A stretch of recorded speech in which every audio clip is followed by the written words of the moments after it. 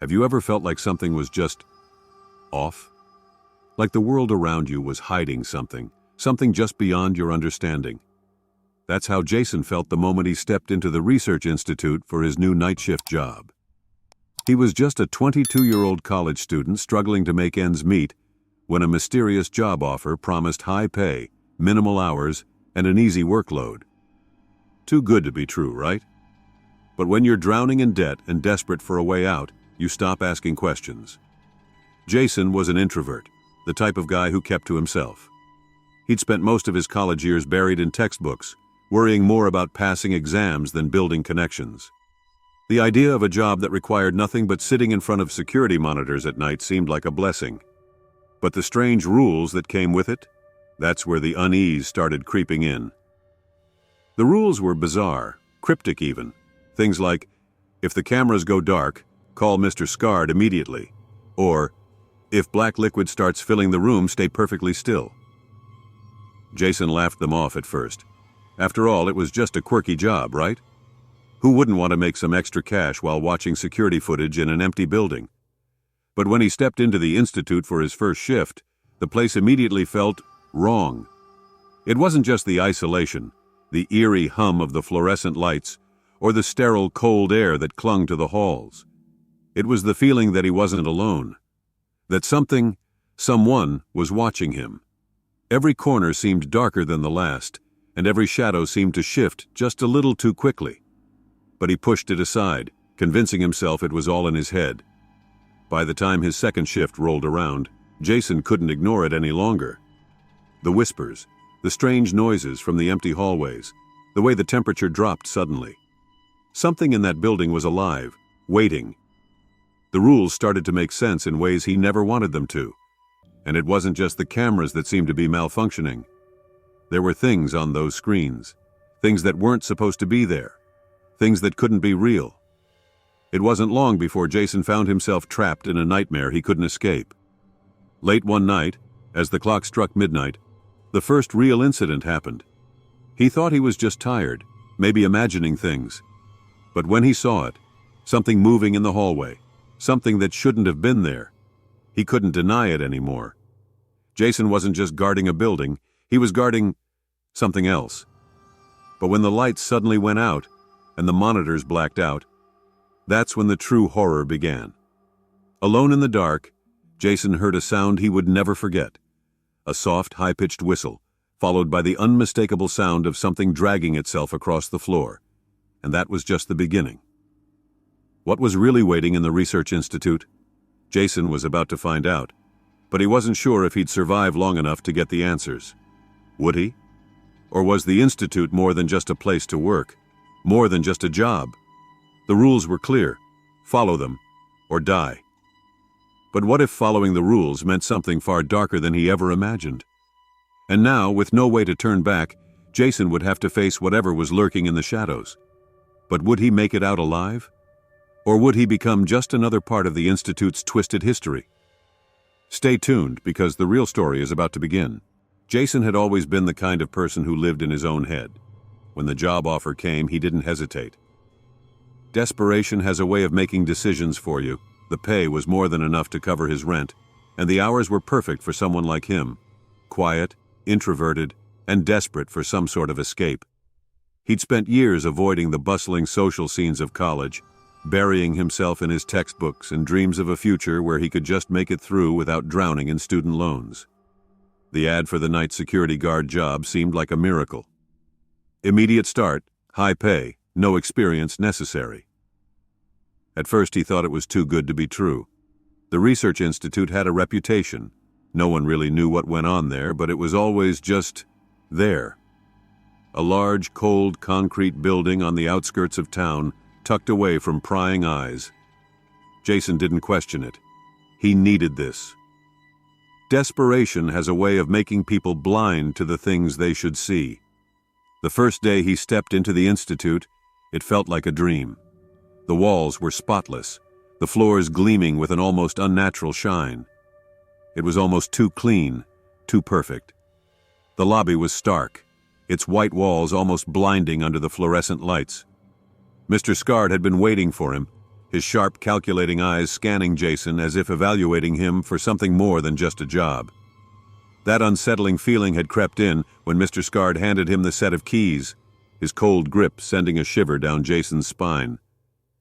"Don't fail the rules," Mr. Scard had said, his voice barely a whisper. Jason thought nothing of it at the time. It was just part of the job, right? But once Jason sat in front of the security monitors for the first time, the unease only deepened. It was strange, how empty the building felt. The monitors flickered occasionally, showing nothing but still, lifeless hallways. But every now and then, when Jason would glance away from the screen, he'd catch a glimpse of something in the corner of his eye. Something that shouldn't have been there. A shadow moving too quickly. A figure that never seemed to be in the right place. His mind began to play tricks on him, and for the first time in a long while, he felt as if he wasn't alone. But when he checked the cameras, there was nothing. Only empty rooms. The rules that Mr. Scard had given him echoed in his mind. If the cameras go dark, call Mr. Scard immediately. It was the only one that made any sense at all. But then there were the others. If you hear whistling, run to the nearest bathroom and hide until it stops. And if black liquid starts filling the security room, stay perfectly still and quiet. Jason had laughed them off at first, thinking it was all some elaborate prank to test the new guy. But as the days wore on, those strange rules started to seem less like jokes and more like desperate warnings. One night, the lights flickered for the first time. Jason rubbed his eyes, not sure if it was exhaustion or something more sinister. He glanced at the security feed, half expecting to see nothing but static. But there it was, clear as day. A figure standing in the corner of one of the dark hallways.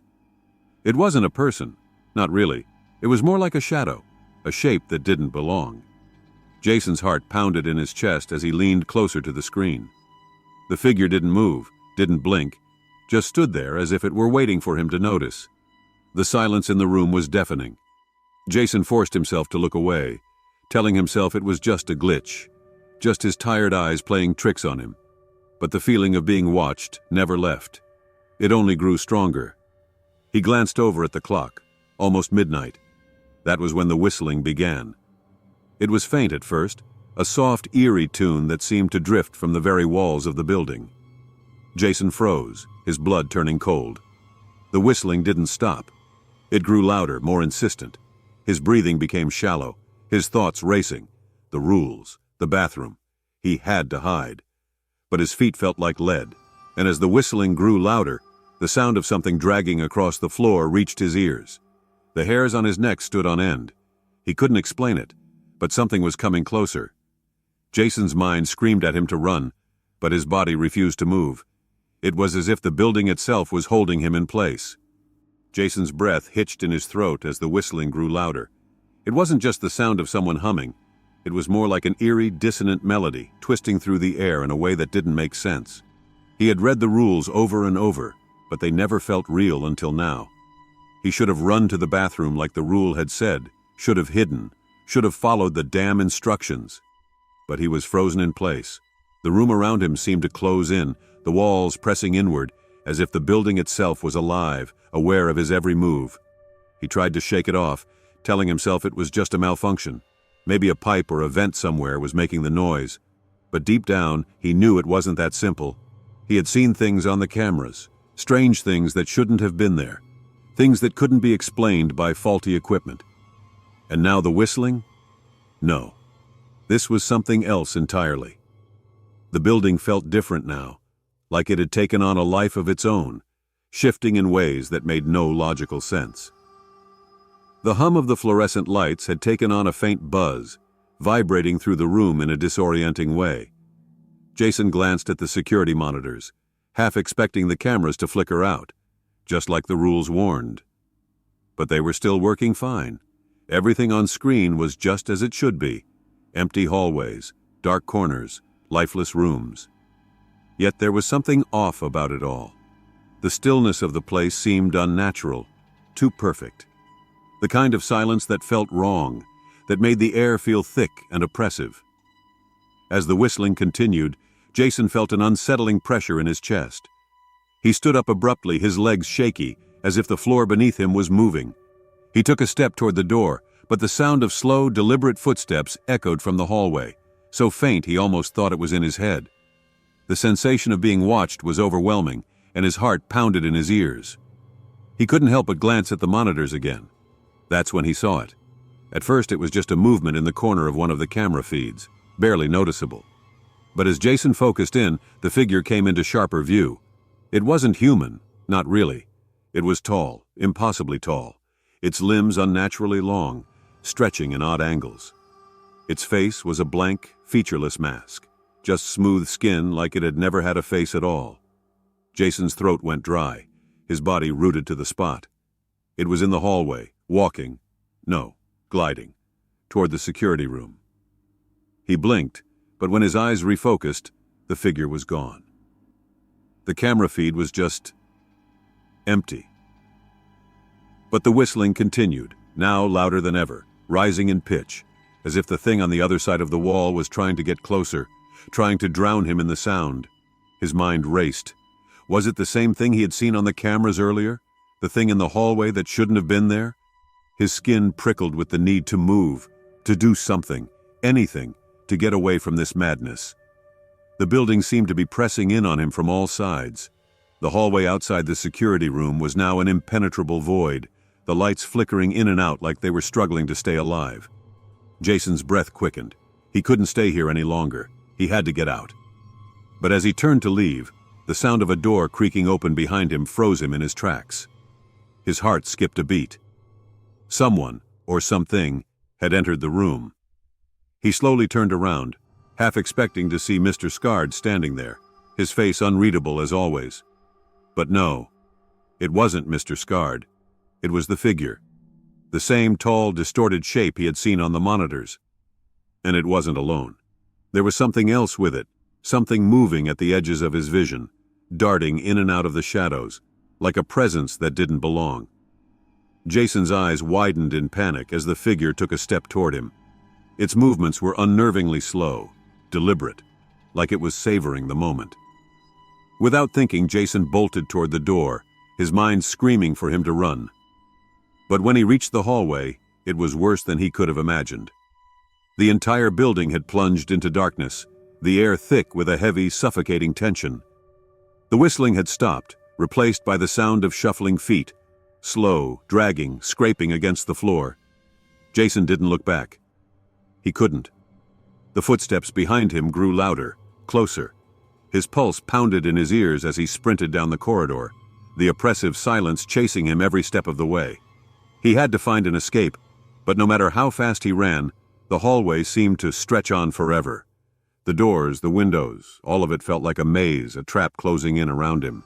Every corner he turned led to more shadows, more darkness. The building wasn't just old and empty. It was something more, something alive. And whatever was following him wasn't going to stop until it had him. Jason's breath came in ragged gasps. He had to get out, but he didn't know where the exit was anymore, or if there even was one. All he knew was that whatever was chasing him, it was getting closer, and if he didn't figure out what was going on, he might never get the chance to leave the Institute at all. But the question that kept echoing in his mind was simple. What exactly was he running from? Jason's pulse pounded in his ears as he scrambled toward the exit, his feet slipping on the cold floor. The figure, no, things, were closing in on him.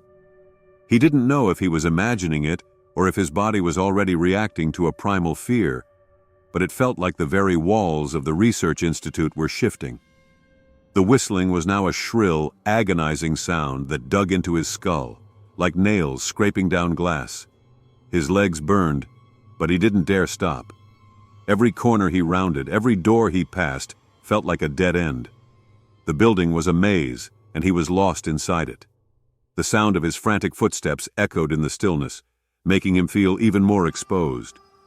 His breaths came in shallow gasps, his mind racing, trying to find an escape route, trying to remember the layout of the place.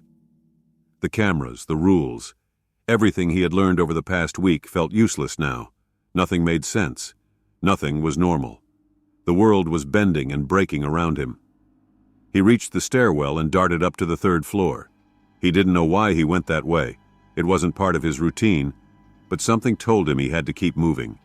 His feet took him there instinctively, like he was being guided by something deeper, something he couldn't explain. The hallway was darker here, the air colder, like a vacuum pulling everything toward it. The floor creaked under his weight, and Jason tried to steady himself, but his body was betraying him. His hands were slick with sweat, his heart threatening to burst out of his chest. It was then that he heard it, the door to the electrical room slamming open behind him, followed by the unmistakable sound of slow, deliberate footsteps. They were gaining on him. Jason's stomach twisted in knots, his brain screaming for him to move faster, but his legs wouldn't obey. He was trapped. He rounded a corner and stumbled into a small utility closet, shoving the door shut behind him.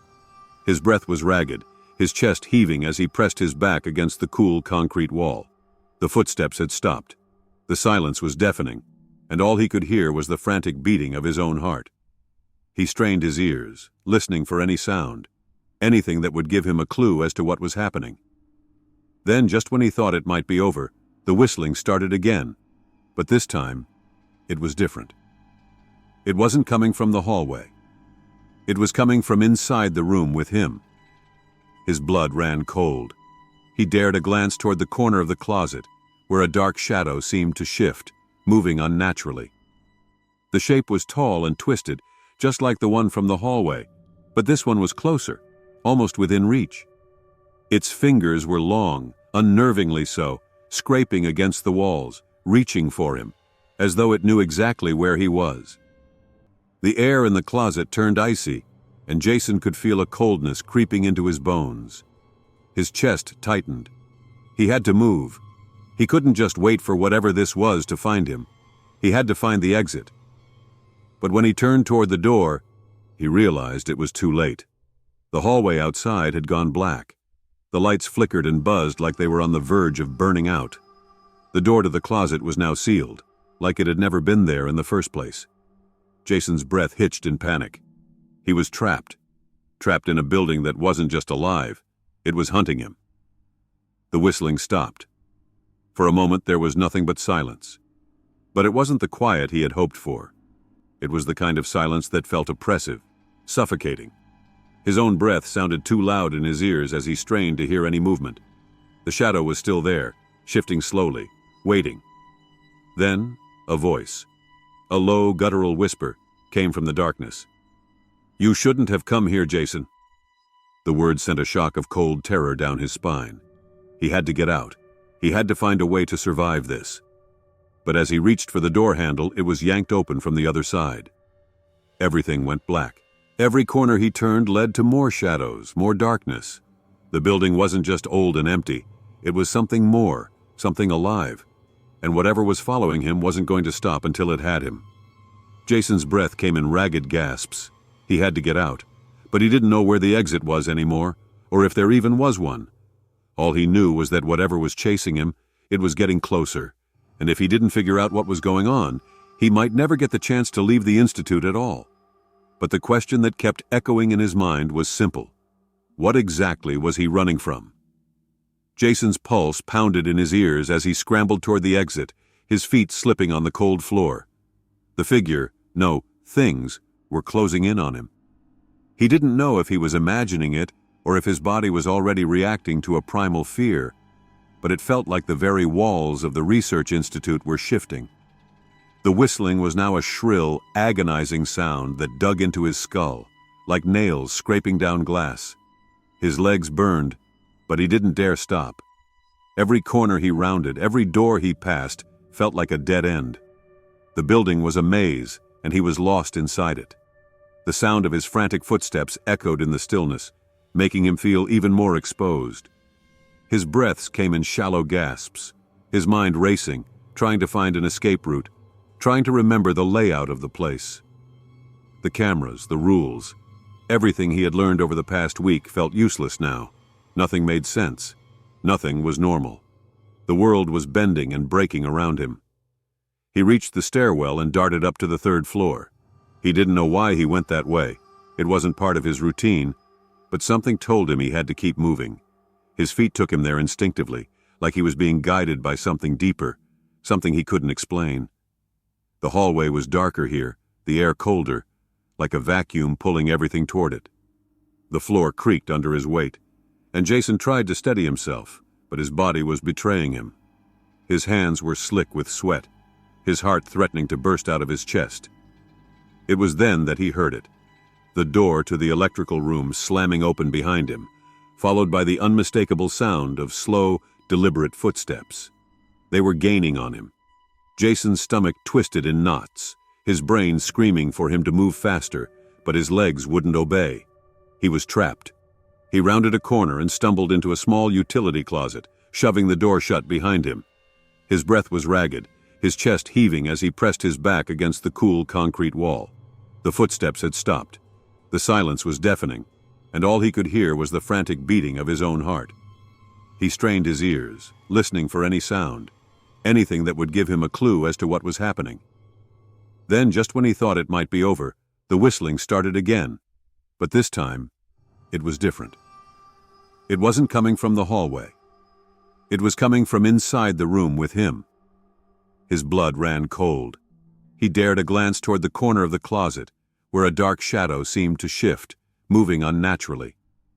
The shape was tall and twisted, just like the one from the hallway, but this one was closer, almost within reach. Its fingers were long, unnervingly so, scraping against the walls, reaching for him, as though it knew exactly where he was. The air in the closet turned icy, and Jason could feel a coldness creeping into his bones. His chest tightened. He had to move. He couldn't just wait for whatever this was to find him. He had to find the exit. But when he turned toward the door, he realized it was too late. The hallway outside had gone black. The lights flickered and buzzed like they were on the verge of burning out. The door to the closet was now sealed, like it had never been there in the first place. Jason's breath hitched in panic. He was trapped in a building that wasn't just alive, it was hunting him. The whistling stopped. For a moment there was nothing but silence. But it wasn't the quiet he had hoped for. It was the kind of silence that felt oppressive, suffocating. His own breath sounded too loud in his ears as he strained to hear any movement. The shadow was still there, shifting slowly, waiting. Then, a voice, a low, guttural whisper, came from the darkness. "You shouldn't have come here, Jason." The word sent a shock of cold terror down his spine. He had to get out. He had to find a way to survive this. But as he reached for the door handle, it was yanked open from the other side. Everything went black. Jason's vision blurred as the darkness enveloped him. His head spun in a disorienting whirl, and for a moment he thought he might be dreaming, caught in some sort of nightmare he couldn't wake up from. His body felt weightless, detached from reality, as if the world around him had folded in on itself. He didn't know how long he had been unconscious, but when his senses slowly returned, he was lying flat on his back, staring up at a cracked ceiling. He groaned, trying to push himself up, but his limbs felt heavy, like they were glued to the floor. The world around him was pitch black, but he could hear faint murmurs, voices, low, unintelligible whispers that seemed to come from all directions. Panic surged through him again, and he snapped upright, his body trembling with fear. The utility closet. No, it wasn't the same closet anymore. It was larger, the walls stretched out in impossible ways. The dim light above flickered sporadically, casting shadows that danced unnaturally across the room. The air smelled musty, stale, like it hadn't been touched in years. Jason's heart raced as he tried to stand, only to stumble into a wall. He reached out, his hands grazing the cold, smooth surface, and then froze. Something didn't feel right. The walls weren't walls at all. They were moving, shifting like liquid. The texture was wrong, too soft, like rubber. It dawned on him then. The building wasn't just shifting, it was alive. He staggered back, a strangled gasp escaping his lips. He needed to leave. He needed to find the exit, any exit. But before he could take another step, the whispers grew louder, more distinct. They were no longer muffled, as if they were speaking directly into his ears. "Welcome to the heart of it, Jason," the voice rasped. It was the same low, guttural whisper he had heard earlier, but now it seemed almost familiar. Jason's stomach twisted as realization hit him like a brick. The voice, It wasn't the creature from the hallway. It wasn't even Mr. Scard. It was his own voice, but distorted, twisted by something he couldn't comprehend. He spun around, but the shadows seemed to melt into the walls, vanishing into the darkness. "What is this place?" he muttered, his breath shaky as his eyes darted across the room. Suddenly the walls began to pulse, a slow rhythm, like a heartbeat. Jason's pulse quickened in sync. He tried to steady himself, but the air was thick now, almost suffocating. He could feel his body being drawn in, the walls closing in around him. There was someone watching him, and it wasn't just the thing in the hall anymore. It was the building itself, alive, feeding on him, knowing his every move, his every thought. The realization hit him like a cold wave. He wasn't just being hunted by the entity, he was part of something much darker, much older. The Institute, the rules. It wasn't a place for research, it was a place for something else entirely. A creak echoed from behind him. He spun around again, his eyes wide with terror. There, standing in the shadows, was a figure, his figure, but different. This version of Jason was twisted, contorted, like a mirror image stretched and distorted into something unrecognizable. The face, his face, was an empty void, a gaping black hole where his eyes should have been. It opened its mouth in a silent scream, and the darkness around them deepened, swirling like a vortex. Jason's heart stopped in his chest as the creature took a step toward him, its movements jerky and unnatural. It was him, but not him. He had seen something like this before on the cameras, but this was real. This was happening. And as the figure took another step forward, Jason realized with chilling clarity, the building wasn't just alive, it was trying to replace him. The walls trembled again, the pulse growing louder, more frantic. Jason's breath hitched and he backed away, his mind racing for an escape. But there was no escape. This wasn't a building he could run out of. This wasn't just a job anymore. It was a trap. And Jason was the prey. Suddenly everything went still. The whispers stopped. The walls ceased their trembling. Jason held his breath, trying to listen for any sign of movement, but there was nothing. Absolute silence. That is, until he felt the cold, unnatural touch on his shoulder, and the voice, softer now, murmured in his ear, "You're already inside. It's too late." Jason's heart hammered in his chest as he backed away from the creature, his twisted, hollow self. The walls throbbed, pulsing with an insidious rhythm. His breath came in shallow gasps, each step backward feeling like a deeper descent into madness. There was nowhere to go, no way out. The very air felt thick, suffocating, like the building itself was closing in on him, its walls pressing down, its heartbeat growing faster, more erratic. The figure, the thing, took another step, and Jason stumbled backward. His hands scraped against the rubbery walls, the surface cold and slick beneath his fingertips. He couldn't breathe. His lungs burned, the room spinning, the walls closing in. The face of the creature was mere inches away from his own, that black void where its eyes should have been staring back at him. And then, just as the air seemed to suffocate him entirely, something shifted. A sudden, violent surge of energy rippled through the room, a shockwave of force that sent Jason tumbling to the floor. The walls stopped pulsing. The creature froze in its tracks. The whispers in his ears went silent. For a moment, everything was still, eerily still. Jason, gasping for breath, stared at the ground, trying to gather his bearings. He didn't know what had just happened, but he didn't care. He had to escape. He had to get out of there. The instinct to survive was overwhelming, and he pushed himself to his feet, his legs shaky. But then the ground beneath him shifted. The floor cracked open, a deep rumble beneath him like something huge was stirring beneath the surface. His eyes widened as he realized the truth of it. The building wasn't just alive. It was a trap. A living organism feeding off its victims, trapping them, replacing them, breaking them down until they became part of its unholy existence. He turned and ran, but the hallways stretched endlessly before him. Every turn, every corner seemed to twist back on itself, as if the Institute had transformed into a labyrinth, one that had no exit. Panic surged through him again, the edges of his mind beginning to unravel as the building seemed to watch, to learn, to adapt to his every move.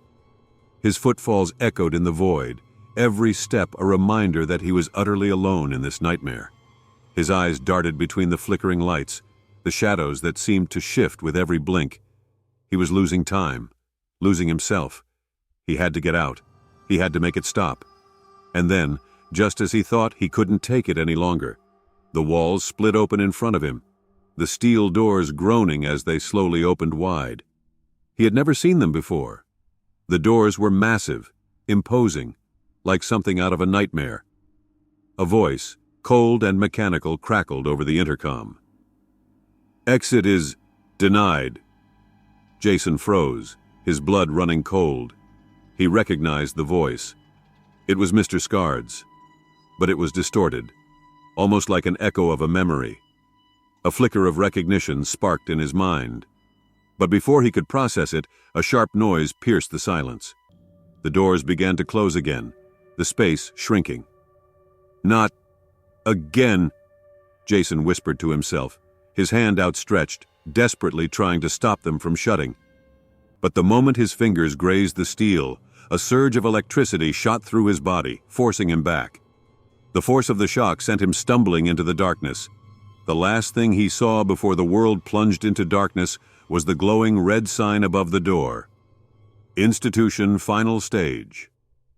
As the silence descended, Jason's body went cold, his mind racing. And in that instant, he knew. He hadn't been hired to guard the Institute. He had been chosen. Jason stumbled back, his body still shaking from the jolt of electricity that had sent him reeling into the dark. But the pain was nothing compared to the overwhelming sense of terror that gnawed at his insides. His mind raced as the distant sound of the door's heavy lock echoed behind him. He couldn't let it end this way. He couldn't let himself become another nameless victim to the Research Institute's twisted games. The air around him felt colder, more oppressive now. The strange hum of the building seemed louder, vibrating through the walls like a low, mournful growl. He tried to steady his breathing, but the tightness in his chest wouldn't let up. It was as if the building itself was alive, watching him, waiting for him to make a mistake. "Get it together, Jason," he muttered under his breath. He could feel the weight of the rules, the strange warnings, hanging over him like a heavy curtain he couldn't shake. The black liquid, the whistling, the faceless figure. All of it. The horror he had experienced, the terror that had clawed at him each night, was leading to this moment. But what was this moment? What was it that the Institute had planned for him? And then, the whistling began. A sharp, eerie sound that pierced the silence like a blade. Jason's blood ran cold. It was coming from somewhere close, closer than he wanted to admit. The whispers, faint and distorted, followed the whistle, like distant voices trying to claw their way into his mind. The same thing was here again. With every instinct screaming for him to flee, Jason turned and sprinted down the darkened hallway, ignoring the pain in his legs, the cold sweat that stung his eyes. His breaths came in ragged gasps, each step a desperate plea to escape. But the sound of the whistling was getting louder, closer, and then from behind him came the unmistakable scraping sound, dragging across the floor like nails on glass. He spun around, eyes wide with terror, but there was nothing.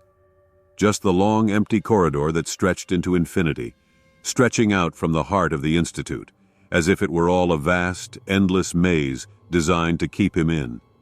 Suddenly, a figure appeared from the shadows. It wasn't human, not anymore. Its limbs were contorted, its face distorted into a grotesque mockery of something once familiar. The creature's eyes were empty, black holes that seemed to swallow the very light around them. It stood there, its twisted form blocking his path, motionless for a moment, before it took a slow, deliberate step toward him. Jason's heart raced. This was it. There was no escape. He was trapped. But just as the creature lunged, something else happened. The building shook, the walls groaning in protest. The lights flickered, then went completely dark. The sound of the whistling stopped. Jason stood frozen, the terror in his veins now replaced by confusion. What was happening? He couldn't see, couldn't move, but he could feel it. The shifting air around him, the tremors beneath his feet. the heartbeat of the Institute growing faster and faster. And then the voice came. It wasn't Scard's voice this time. It was deeper, more ominous.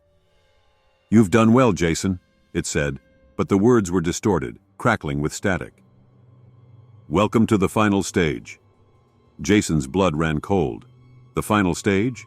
This wasn't part of the plan. This wasn't supposed to be part of the job. Before he could react, the lights flashed back on. But when his vision cleared, he wasn't in the hall anymore. He wasn't even in the Institute. He was in an entirely different place.